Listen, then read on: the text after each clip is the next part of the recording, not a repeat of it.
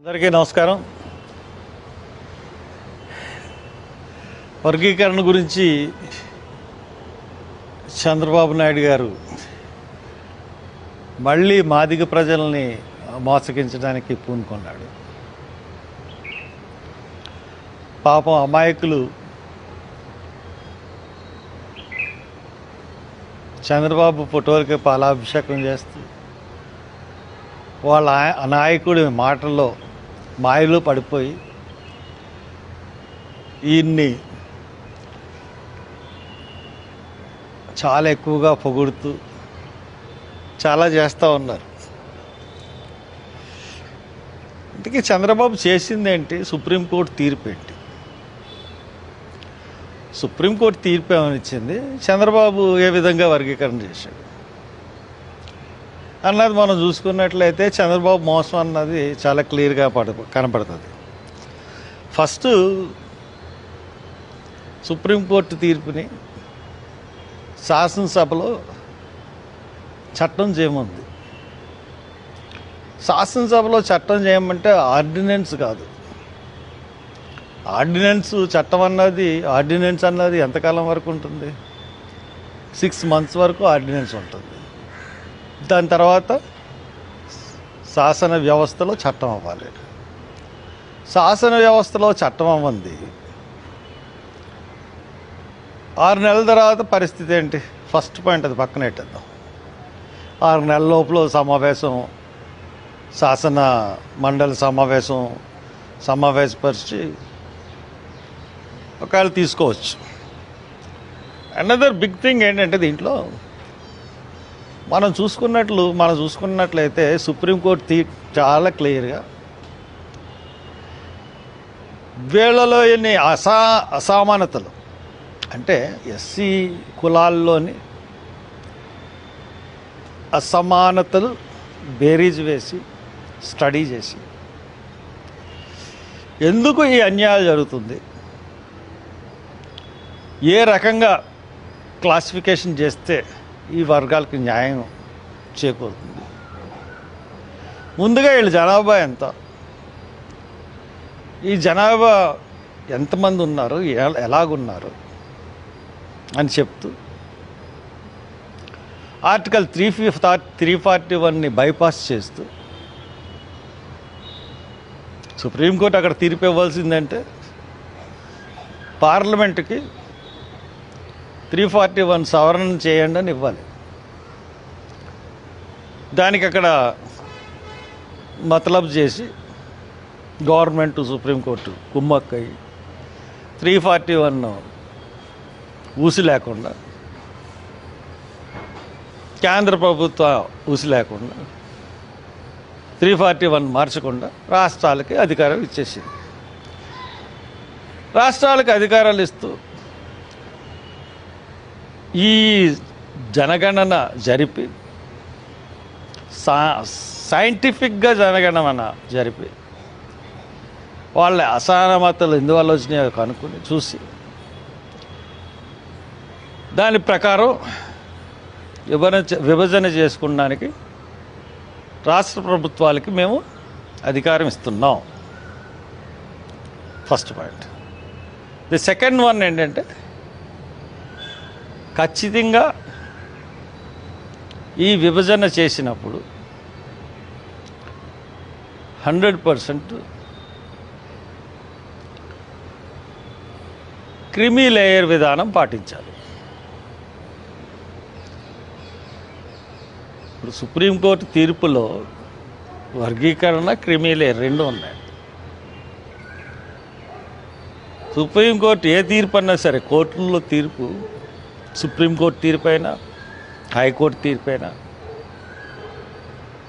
పూర్తి అశాంతం అమలు జరపాలి తప్పితే మీకు అనుకూలంగా ఉన్నది జరిపి మీకు అనుకూలం కానిది జరపడానికి ఏ రాష్ట్ర ప్రభుత్వానికి, కేంద్ర ప్రభుత్వానికి కూడా హక్కు లేదు. తీర్పుని ఖచ్చితంగా తీర్పులాగే చూడాలి. తీర్పు మొత్తం అశాంతం అమలు జరిపేటట్టు ఉండాలి. తీర్పులో ఇటు తెలంగాణ గవర్నమెంట్ కానీ ఇటు ఆంధ్రప్రదేశ్ గవర్నమెంట్ కానీ, ఇంకా తెలంగాణ గవర్నమెంట్ చట్టం చేసింది, శాసనసభ శాసన మండలిలో బిల్లు పాస్ చేసి ఆంధ్రప్రదేశ్ కన్నా 6 నెలల ముందు చట్టం చేసి అక్కడ చాలా కరెక్ట్ దానిలో వెళ్తూ అక్కడ కూడా మంత్రులు కమిటీ క్రిమిలేయర్ పాటించాలని కూడా వాళ్ళు ఇచ్చారు. దాన్ని మళ్ళీ గవర్నమెంట్ తప్పించి, అంటే అది దాని ఉద్దేశం ఏంటంటే ఎస్సీలు రిజర్వేషన్స్ అన్న ఇది పూర్తిగా ఫలాలు అందరికీ అందట్లేదు అని ఒక సాఫ్ట్ ధోరణిని అవలంబించవచ్చు రాష్ట్ర ప్రభుత్వాలు. కానీ తీర్పు లెక్క వచ్చేటప్పటికల్లా ఖచ్చితంగా తీర్పు మొత్తం అమలు జరిపించాలంటే మాదిగలే కాదు, మాలలే కాదు, రెల్లిలే కాదు, అన్ని ఎస్సీ ఉపకులాలు అన్నీ కూడా నష్టపోతున్న పరిస్థితి ఈరోజు మనకు కనపడతా ఉంది. దీన్ని ఒకళ్ళు అమలు జరుపుతారు, అమలు జరిపిన తర్వాత ఖచ్చితంగా కోర్టులకు వెళ్తారు. ఈ పాటికి చాలామంది వెళ్ళారు, నేను వెళ్తాను. వెళ్ళిన తర్వాత ఆటోమేటిక్గా ఈ కోర్టుని ఈ యొక్క చట్టాన్ని సుప్రీంకోర్టు రద్దుపరుస్తుంది. సుప్రీంకోర్టు తీర్పుకి అనుగుణంగా లేదని, అంటే ఇంతకుముందు కూడా 341 చట్టం ఉందని తెలుసు, 341 సవరణ ద్వారానే అవుతుందని తెలుసు. అయినా చంద్రబాబు మభ్యపెట్టి మాదిగల్ని ఓట్ బ్యాంక్ కింద చేసుకుందాం, ఇది ఫస్ట్ నుంచి అతని యొక్క పన్నాగం. చంద్రబాబు యొక్క పన్నాగం ఏంటంటే ఎస్సీలు నా వైపు రావటం లేదు, ఏదో విధంగా ఎస్సీల్లో కొంత భాగాన్నన్నా నేను ఓట్ బ్యాంక్ చేసుకోవాలి. అది ఎన్టీ రామారావు గారి నుంచి చంద్రబాబు వీళ్ళందరూ నడిపిస్తూ ఉన్నారు. మరి అటువంటి పరిస్థితుల్లో బీజేపీ దానికి తోడైంది. అవును నిజమే, అతను చెప్పింది కరెక్టే అని చెప్పి వాళ్ళు కూడా బీజేపీని ఓట్ బ్యాంకు చేసుకోవడానికి ప్రయత్నించారు. కానీ ఇక్కడ పరిస్థితి ఏంటంటే మోసం చేస్తున్నారు మళ్ళీ. దానివల్ల మీకు ఓటు బ్యాంక్ కాదు కదా, పూర్తిగా అందరూ వ్యతిరేకులయ్యే పరిస్థితి ఉంది. మీరు తెలియకుండా మోసం చేశారనుకోండి, ఇట్స్ ఓకే. తెలిసి మోసం చేస్తున్నారు. మీరు అందరూ వీడియో చూడండి, మళ్ళీ కోర్టు కొట్టేసినప్పుడు మళ్ళీ వీడియో చూడండి.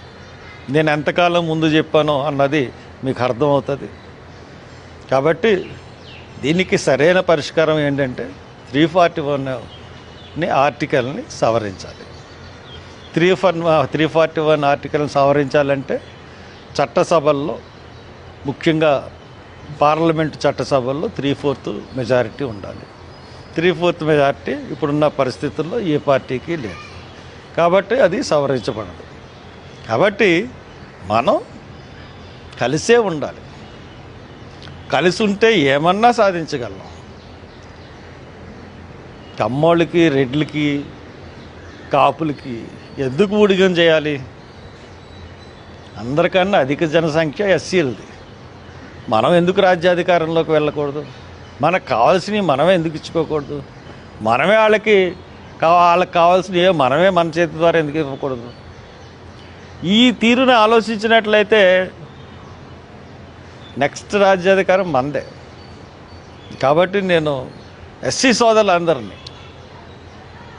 సోదరులందరినీ ఐక్యంగా ఉండండి.